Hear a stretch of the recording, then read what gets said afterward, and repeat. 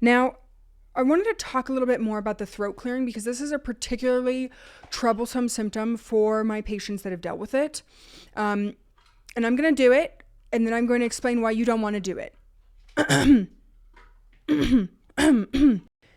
The reason you don't want to throat clear is because the more you throat clear, the more you need to clear your throat. And the higher risk for vocal cord damage, polyps on your vocal cords. So if you're a singer, if you are a speaker, presenter, teacher, anybody that uses your voice often, if you've had a big day, getting excited about things, it aggravates your vocal cords.